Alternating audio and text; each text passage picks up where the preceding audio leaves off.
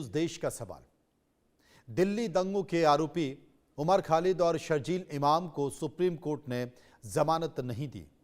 इस मामले को लेकर देश का सियासी पारा हाई हो चुका है। मामला हिंदू और मुस्लिम वाली बहस के बीच आकर अटक गया है। इस मामले पर AIMIM के मुखिया असुद्दीन ओवैसी ने कांग्रेस को आड़े हाथों लिया है। उन्होंने कहा कि सुप्रीम कोर्ट ने 2 विचाराधीन कैदियों को जमानत क्यों नहीं दी, उन्होंने इसकी वजह भी बता दी है। ओवैसी ने याद दिलाया कि यूपीए सरकार ने गैर कानूनी गतिविधियां रोकथाम अधिनियम यानी कि UAPA में संशोधन किया था। उन्होंने UAPA में संशोधन करने में कांग्रेस के कथित रोल की जमकर निंदा की, आलोचना की।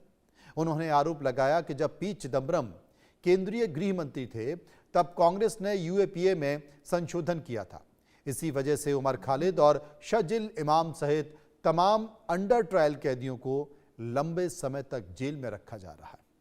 असुद्दीन ओवैसी ने कहा कि सुप्रीम कोर्ट ने 2 अंडर ट्रायल आरोपियों को जमानत नहीं दी और कोर्ट ने जमानत ना देने की वजहों से स्पष्टीकरण भी दिया। कांग्रेस के नेतृत्व वाली यूपीए सरकार में UAPA में संशोधन किया गया और उसमें आतंकवाद की परिभाषा को शामिल किया गया।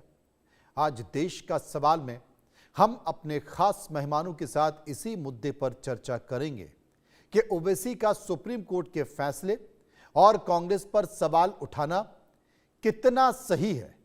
लेकिन इन सब के बीच तमाम सारी चीजों में मैं आपको परिचय भी कराऊंगा, लेकिन बयान सुनिए। सुप्रीम कोर्ट ने अपने हालिया फैसले में बहुत से लोगों को जो 5 साढ़े 5 साल से जेल में थे उनको जमानत पर रिहा किया। 2 अंडर ट्रायल्स को एक्यूज को सुप्रीम कोर्ट ने जमानत नहीं दी और जमानत क्यों नहीं दी इसकी वजह सुप्रीम कोर्ट ने बताई।